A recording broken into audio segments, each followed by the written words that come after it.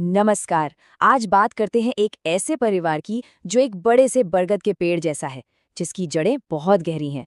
पर क्या होगा जब उस पेड़ में एक नई डाली जुड़ेगी? क्या वो पेड़ बिखर जाएगा? चलिए, सूखी डाली नाटक के पीछे छिपे खूबसूरत मैसेज को समझते हैं। और जानते हैं, ये पूरी की पूरी कहानी ना बस इसी एक लाइन के इर्द गिर्द घूमती है। दादा मूलराज के लिए एक जॉइंट फैमिली मतलब एक विशाल बरगद का पेड़, जिसकी असली ताकत उसके साथ रहने में है, उसकी एकता में है।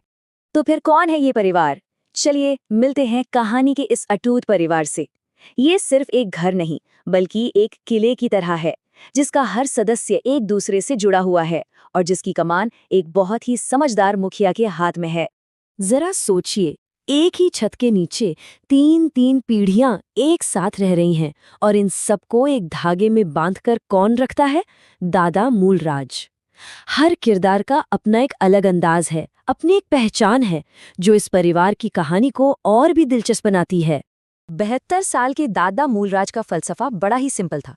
वो कहते थे, देखो, जैसे बरगद का पेड़ अपनी डालियों के बिना अधूरा है, ठीक वैसे ही एक परिवार प्यार, त्याग और एक दूसरे के सम्मान के बिना पनप नहीं सकता। मगर हर कहानी में एक लेकिन तो होता ही है ना? इस परिवार का जो सालों से बना बनाया बैलेंस था, वो हिल गया। क्यों? क्योंकि इस पेड़ से एक बिल्कुल नई, एकदम अलग डाली जुड़ गई। और ये नई डाली कौन थी? ये थी बेला। घर का सबसे छोटा पोता परेश उससे शादी करके लाया था। अब बेला वो कोई आम लड़की नहीं थी। लाहौर के बड़े घर की, पढ़ी लिखी, मॉडर्न ख्यालों वाली। और बस यहीं से शुरू हुई असली कहानी, पुराने और नए की टक्कर। मतलब फर्क साफ था। एक तरफ थी बेला, जो ग्रेजुएट थी, नए जमाने की सोच रखती थी, और दूसरी तरफ घर की बाकी औरतें, जो सीधी साधी पारंपरिक थीं। ये सिर्फ रहन सहन का फर्क नहीं था, ये तो सोच का टकराव था। और यही टकराव घर में कलह की पहली चिंगारी बना। और फिर क्या था? जो छोटी छोटी बातें थी ना, वो कब बड़ी बन गईं, पता ही नहीं चला। और वो जो मजबूत किला था परिवार का, उसमें पहली बार दरारें दिखने लगी। अब ये तनाव बढ़ा कैसे? एक एक करके चीजें हुईं। पहले तो बेला ने पुराने नौकर को निकाल दिया, बोली इसमें सलीका नहीं है। फिर उसे घर का पुराना फर्नीचर चुभने लगा।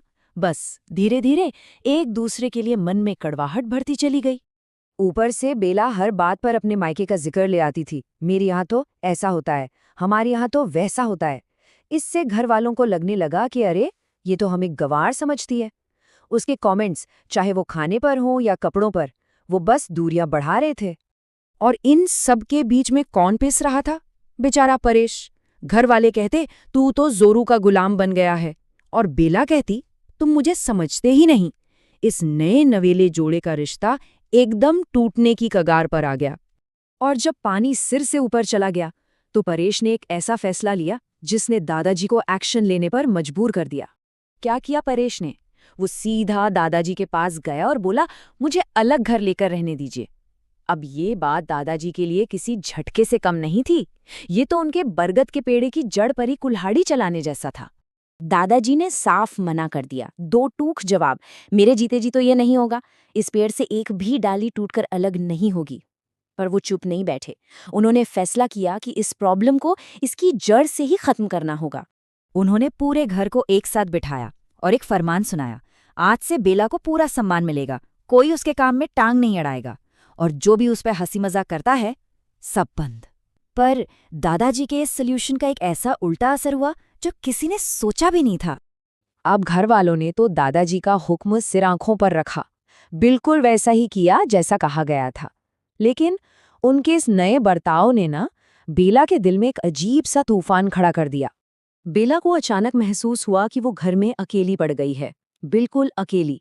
वो कमरे में आती और सबकी हंसी मजाक पर जैसे ब्रेक लग जाता। सब चुप। लोग उससे बात करते थे, पर उस बात में कोई अपनापन नहीं था, बस एक अजीब सी ठंडी सी इज्जत थी।